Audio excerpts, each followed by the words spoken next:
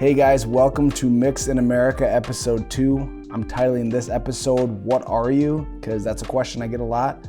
For those of you that are mixed like me or ethnically ambiguous, you probably get this question a lot too. A lot of people I meet, usually not the first time I meet them, but at some point the question comes up, what are you? Which, by the way, is probably not a great way to phrase that question, but I'm gonna answer that question. What am I? Who am I?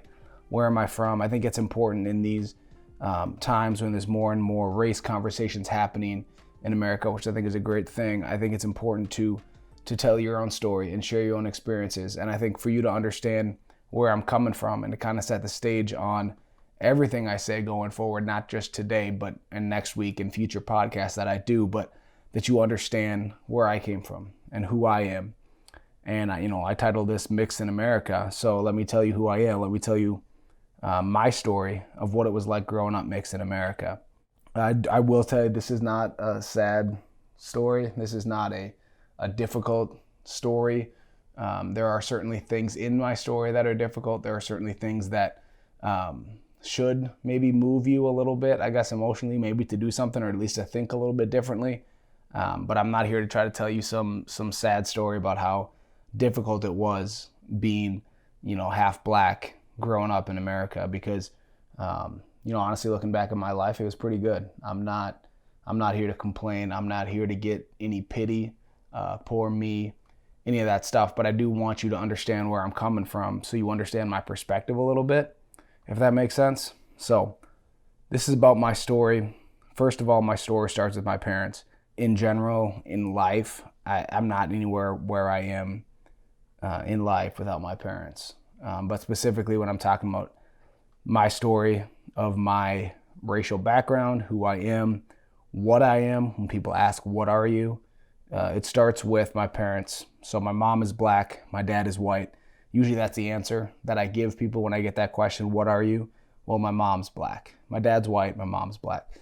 I found people generally aren't that interested in the fact that my dad is white. Usually when they're asking, what are you? They say they want to know, other than white, what are you? Like, especially in August, I get this question a lot more because I'm a little bit darker, and they're like, well, I know you're not just white, or I think you're not just white. It's gotta be something else in there, right? Well, my mom's black. That's the answer to that. So yeah, my story starts with my parents. My mom's black, my dad's white. And I just want to make this clear if you're wondering about my background or what it was like for them growing up. My mom is the one whose parents stayed married all of their lives. My mom's the one who went to private schools. My mom is a college grad, which is kind of why I struggle with the term white privilege. We'll talk about this another time. In fact, I'll do an episode just to white privilege. But I just want to clear that up real quick. My mom, actually, both her parents were educated. Her dad earned a doctorate. He was a published author, a poet, a teacher, city councilor. And he's the reason why I believe that regardless of the color of my skin, I can be anything I want to be, because he showed me what could be accomplished. If he did all of that back in his day, being black, then what's my excuse? Why can't I do it now? So again, that's another story for another time. But that's the way I was raised. That's what I was taught. My parents' story, and maybe even I'll go into a little more detail about that at another time. But my parents, I've had some conversations with them, especially even more recently, about what it was like for them in the late 70s, early 80s, dating, getting married, having children at that time. It's you can think about whatever racial tensions there might be now. I don't know a lot of mixed people that are older than me, besides my older siblings, but I'm saying that there wasn't a lot of, I don't think, interracial marriages, even in the 80s and the late 70s. Just to give a little perspective that I think we, younger generation, often lose. My mom was born in 58, my dad was born in 57. If you've seen the movie Loving vs. Virginia, the case where they actually sued the state of Virginia to have an interracial marriage, and Virginia in 1958 became the last state in America to make interracial marriage legal. So the year my mom was born, it became legal for her to marry her future husband, which also means the year my dad was born, it was not legal in every state in America for him to marry his future wife. I'm gonna pause on for a second because I want you to think about that when we talk about the historical context of slavery and racism and these things in America. We read about it in history books and we think it was so long ago. And it was. I'm not saying we haven't come a long way, but really not that long ago. In my parents' lifetime, when my dad was born, there was a state in America and it was not legal for him to marry his black wife. Anyways, let me move on from that. Those are my parents. So for me, having a black mom, a white dad, when people ask me what was it like growing up, one of the first things I say is, well, for me, on Christmas Eve, Santa and Jesus are both black, and on Christmas Day, they're both white. Because for my family, I mentioned this I think in the last episode, but for my family, we went to my mom's side on Christmas Eve, and Jesus was black in a little manger, and Santa was black. And then on Christmas Day, we went to my dad's family, and Santa was white, Jesus was white. So I never have a hard time with a black Santa or a white Santa, black Jesus or white Jesus. I never saw a problem with that because that's just the way that I grew up. Like I said in the last episode, I had black G.I. Joes and white G.I. Joes. My sister had black Barbies and white Barbies, and that was just normal for me. I didn't think that was a big deal. Race wasn't really a thing. I knew that my mom's skin was darker than mine. I knew that my dad's skin was lighter than mine. And I knew that us 4 siblings were somewhere in between. I had cousins and aunts and uncles that were all sorts of different shades. My mom's older sister married a black guy, my Uncle Sal, and then my mom married a white guy, and then just about all of her sisters ended up marrying white guys too. So I have cousins of all sorts of shades and sizes in my family. And then even on that side, I have cousins that are all white. Their mom married my uncle. So I have cousins that are all white that I grew up with. I have cousins that are all black. I got all of us shades in the middle. This one thing I always stuck in my head, I don't know why, but there was the 4 of us boy cousins, right, growing up. I was the youngest of them, but it was me, my older brother, my cousin Robbie, and my cousin Jordan. And I remember thinking we're like the Ninja Turtles because if you had the action figures in the 90s or watched the cartoon in the 90s, they were all like different shades. Like I think Michelangelo was I think Raphael was the lightest and then Michelangelo. But they had like different shades of green, right? And so I remember thinking of us like that because my cousin Jordan is all black. And then me and my brother are pretty similar shades. And then my cousin Robbie, who's also mixed like us, was even lighter than us. So I thought of us as kind of like the Ninja Turtles there was the 4 of us kind of in different shades. So race wasn't really a thing. Like I didn't think of my cousin that was all black as black and my cousin that was all white as white. We were just people and we had different color. We had different amounts of pigment in our skin, right? We just were different shades. And then I didn't even think, we got darker in the summer. Like I didn't think about, didn't think about race that way growing up. My dad's white. I do remember him getting sunburnt and kind of making fun of him as a kid, like that he got sunburnt and none of the rest of us really did. We just got darker. First time I really thought about race was when I was in kindergarten. And we're talking about having different black and white toys when I was a kid and having different races and stuff. I thought about when telling the story using an action figure because I think that would make me sound cooler. But I'll be honest with you, it was my Cabbage Patch doll. I was in kindergarten. The Cabbage Patch doll that I had, shout out to the 80s, the 90s, if you guys remember those, mine was black. And I brought it to school one time. I don't know why I brought a doll to kindergarten. I don't know what my parents were thinking, letting me bring a doll to kindergarten. Seems like a mistake to me, but maybe at the time it made sense. I don't know, maybe a show and tell or something like that. I just remember having this doll and an older kid coming up to me and saying, "What are you doing with that N-word doll?" He actually used the word. I'm not going to use it. I'll talk about that at a different time, the N-word and how I feel about that. But that was the first time I was like, I don't even know what that means really. And I remember talking to my mom about it. I don't know exactly what she said, but it was essentially something along the lines of people are going to hate. There are people with hate in their hearts, and people are going to hate you just because your skin is a little bit darker, but don't let that hate keep you down. And I remember that as a young child thinking, I don't care if they're going to hate me over here. I'm not going to choose to hate. I'm still going to love, and I'm not going to let them keep me down. I'm not going to let them make me mad, get me frustrated. I'm not going to let them hold me back for the color of my skin. So that's just how I was raised. That's a mentality that was pushed in me at a very young age. Fast forward a little bit, I remember in elementary school, at a public school, and I remember going through the lunch line, and the lunch lady commented something about like, did I just get back from vacation or something like that? And I didn't even know what she meant. Like I was like, I don't remember what I said, but I don't remember what she meant, but I thought about it later.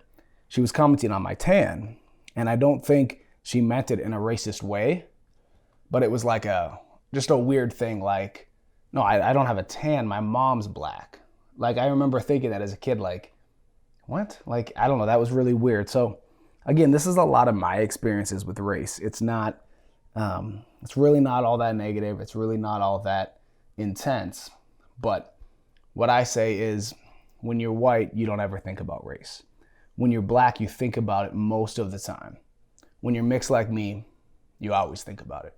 It's always there. It's always in the back of your head. It's always something, because I'm usually the only black person in a room full of white people, or I'm the only white person in a room full of black people. I think I mentioned that last time, but these are just things that race is something that we think about, right? I don't think I know a lot of people, or even know of a lot of people that are mixed who are older than me or my siblings. My sister is 40. She turns 40 this week, actually. So if you know my sister, tell her happy birthday. Maybe don't mention that I said she was 40, because I don't know if she's letting people know that or not. She might be trying to hide that. But I don't know a lot of them older than me, right? So people talked about when Barack Obama got president, it was important for black people to see another black person succeed, which there's an example of somebody who's mixed, who's older than 40. But I didn't know who Barack Obama when I was a kid, so he obviously wasn't a role model that I was looking up to. But so it was hard for me to see. I didn't see a lot of mixed role models, right? I don't think that's the most important thing in the world, but I do think that's something. I remember Rod Woodson in the late 80s, early 90s. Later, Robert Smith played for the Vikings, and they were kind of the first like mixed people that I remember seeing, like, oh dang, they're mixed like me. If you know Rod Woodson, he's a Hall of Famer, actually, Hall of Fame safety for the Steelers. Robert Smith, pretty good running back for the Vikings, but I remember them being the first people that kind of looked like me that I could see on TV, or that I saw, who were mixed like me. And then again, back to my parents. My parents worked very hard and sacrificed, to send me to a Christian school. But that means I went to a private high school. That means I had mostly white friends. That's just the way it worked. I think that school now is more diverse than it was when I was there. But I did have mostly white friends, which, again, race wasn't a huge deal, but I just didn't really get it. I don't know if you want to say I wasn't in tune with my blackness enough or something like that, but I went to a mostly white school. I remember in middle school when you get the highlights on top of your hair, like the frosted tips. I remember some of my friends had it. I asked my mom if I could get them, and I remember she said, "You're black, right?" And I was just like that. Again, it's.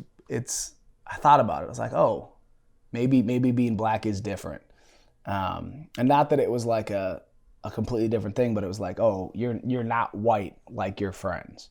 Later on in middle school, in 8th grade, I met my best friend Frank, who was the best man at my wedding when I got married 8 years ago. He's black, so my best friend all the way through high school and beyond was black.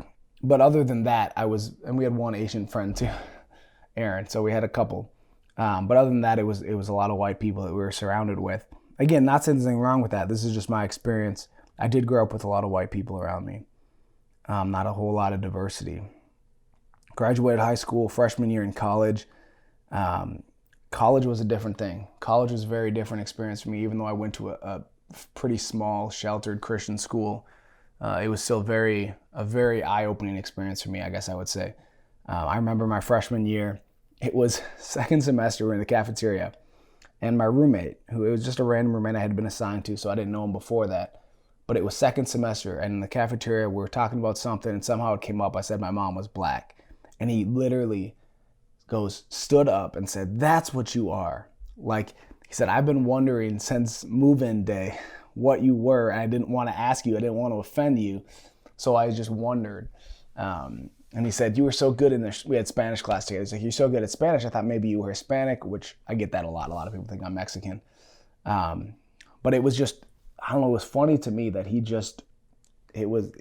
had been wondering this whole time what I am, but didn't want to say it, didn't feel comfortable asking, didn't want to be that guy saying, "What are you?" Right? Like I get a lot of other times. Freshman year is another guy that lived on my floor. He's from Colorado, and he said, he goes, "Josh, I've never talked to a black person before." He said, "I don't know what to say." And I said, first of all, thanks for coming to me. I'm glad that we had that kind of relationship, that we're close enough. Because I said, honestly, if you have a question, if you want to talk, come talk to me. Like, I hope you feel comfortable that we can have these conversations. I think those conversations are important. I'm actually very proud of him. I'm not going to say his name on here, but I'm very proud of him for coming to me like that. Because I think that's one thing that race conversations are uncomfortable for white people. So they just don't have them. So then they don't ever get any more educated. They don't get any more empathetic. They don't understand. I mean, they'll never fully understand, but they don't even try to understand because it's uncomfortable. But I went to school in Oklahoma, which isn't like the deep South, which probably most of you don't even maybe consider South. South for me. I live in Minnesota, so it was South to me. And even though it was a small private school, but it was a lot more diverse. And there were more blacks and whites, and I feel like they were much more separate than what I grew up with.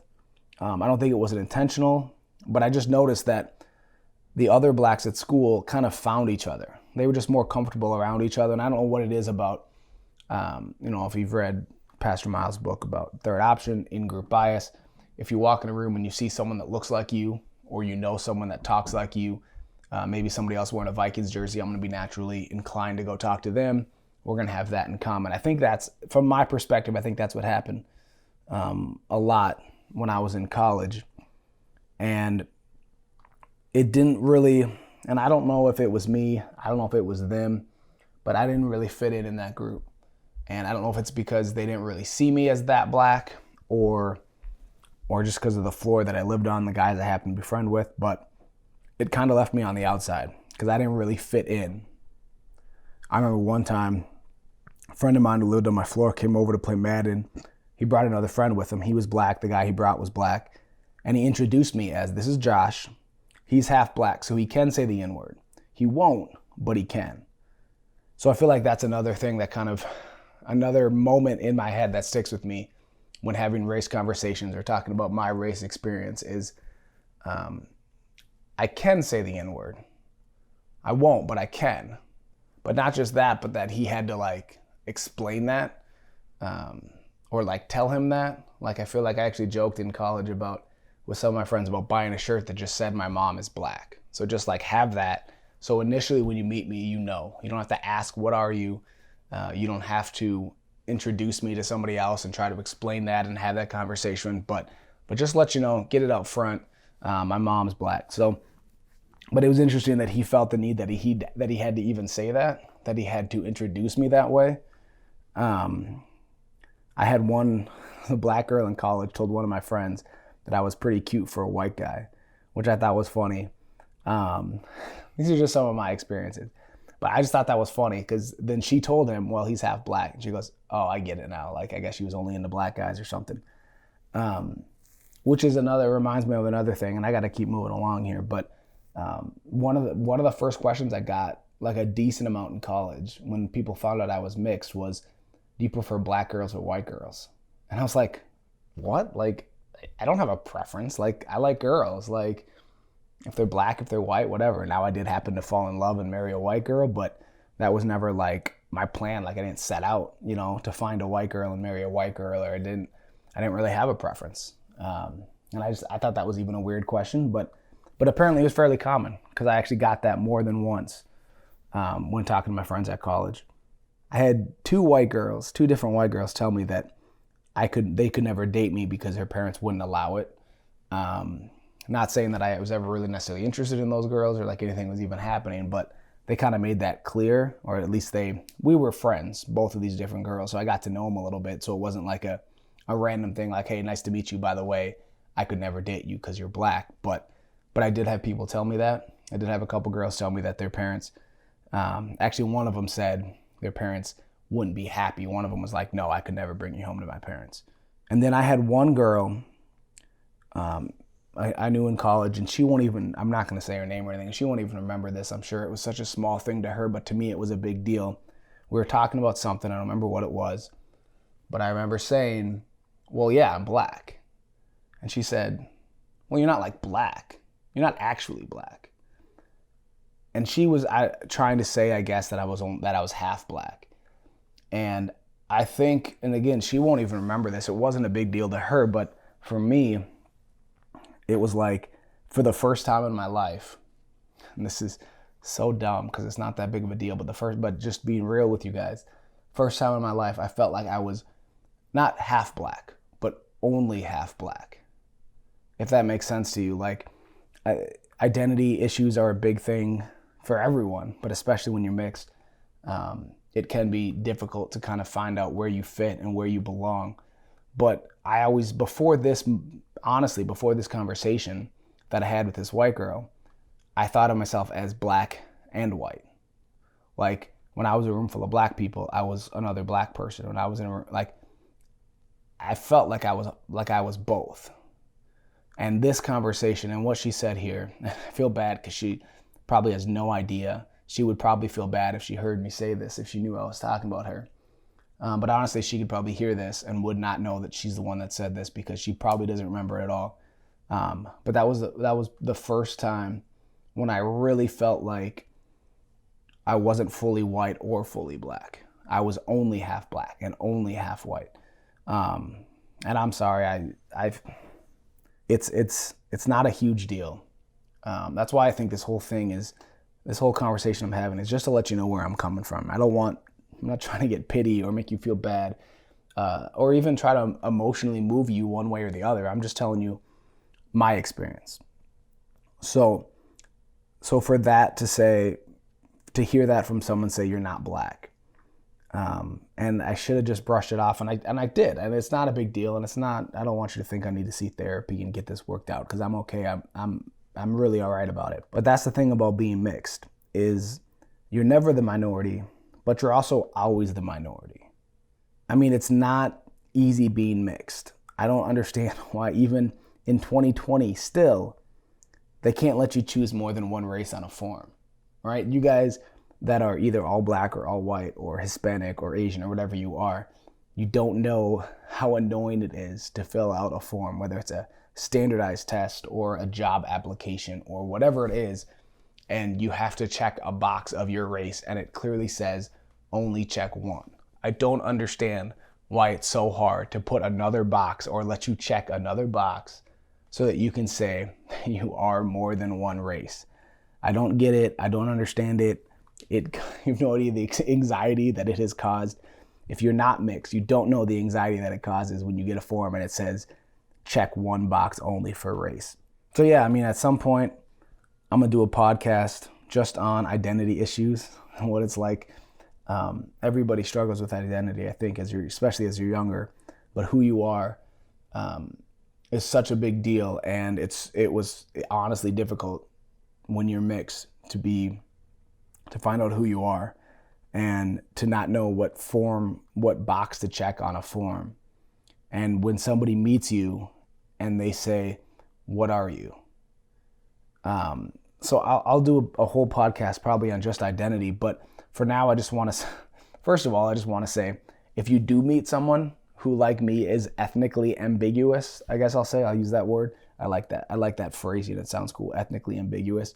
But if you meet someone like that and you're wondering, maybe don't just say, "What are you?"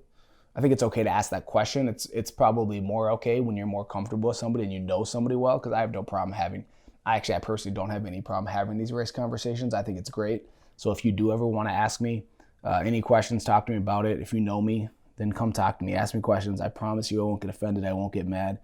But I will say, if you meet someone and you don't know what they are and you are curious and want to know, then don't say, "What are you?" I've had people say, "What is your heritage?" I think that's a little bit nicer way of saying it. I had somebody say, "Where are your parents from?" Which I think could be a good idea. And I did answer that question, knowing what he was looking for when he asked where your parents are from. But my mom's from Minneapolis, Brooklyn Center, technically, from the Minnesota area. My dad is an Army brat, so he has lived in different places, but has been in the Twin Cities since he was in high school. So where are your parents from? Probably. And then even further back, my dad's got some Native American in him. Even his white side, though, has been in America for a long time. And my mom has been in America for a very long time. Her ancestors are from here. Actually, probably should have led with this. I'm bearing the lead on this, but I've actually been to the plantation where my ancestors were slaves. It's in Missouri. Got wiped out in a flood in '93, and they have not rebuilt on that. And I don't even know if they still own that property. But when I was a kid, we used to have family reunions on the plantation. It was the family farm, as we called it, but it was the plantation that my ancestors were slaves on, and it somehow got passed down to, and I don't know the full story. I should probably find that out. But whether or not the white people had kids with the slaves and then they inherited the farm, or if after they were free they gave them some of the land, or I actually don't know. I should find that out. But I've been to the plantation where my ancestors were slaves on, so that's a big, first of all, it's just a big deal. That was really cool to I didn't understand at the time as a kid. Like I said, I got wiped out in the flood in '93, but I'm proud of that I've been to that plantation and that I know that part of my family's history. Saying that is because my parents, both their sides, have been here for a long time. So asking where my parents are from probably isn't the most productive way to get to it, but I understood what he was saying. It was a nicer way to say it. But so I'm saying a lot of stuff right now, but the point of all of this is really just to explain me. It's my story and where I'm coming from, so that as you listen to these more and more, or if you have a conversation with me, you understand my perspective better.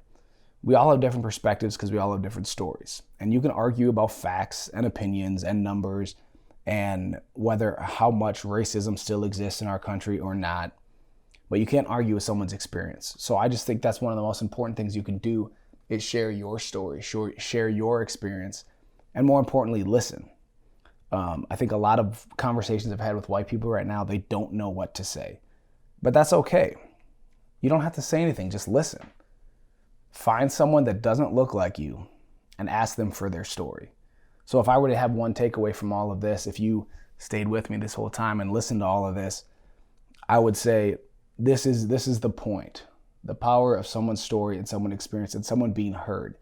And I would give you the homework assignment of find someone who doesn't look like you, ask to buy them a cup of coffee, and just listen.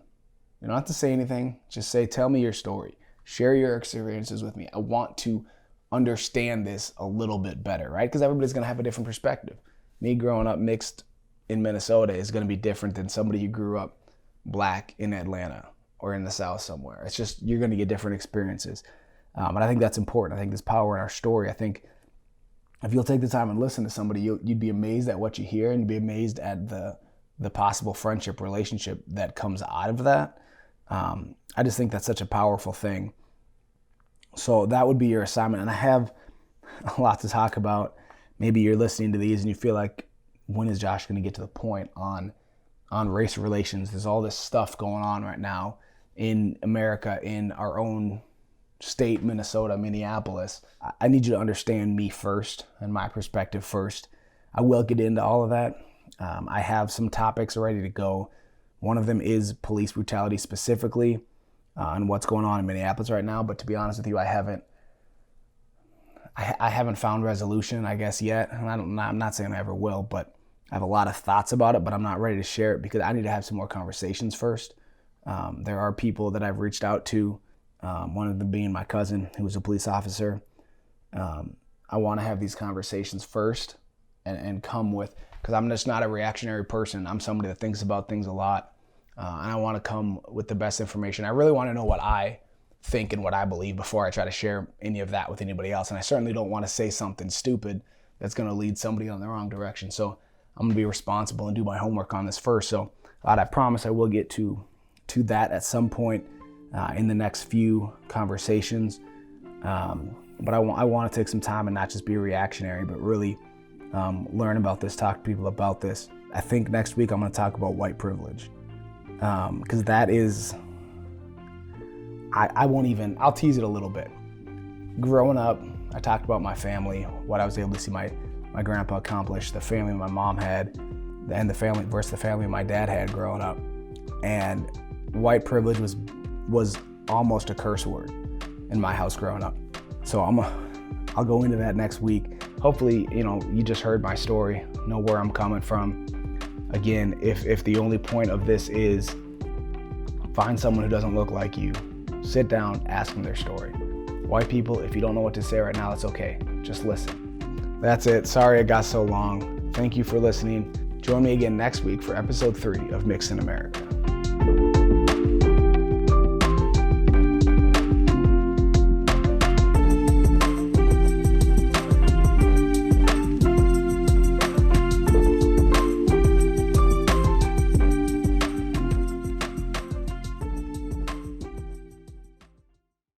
Hey, thanks for watching my video. I hope you liked it. If you did, can you do 3 things for me? Can you like the video, subscribe to my channel, and tell your friends?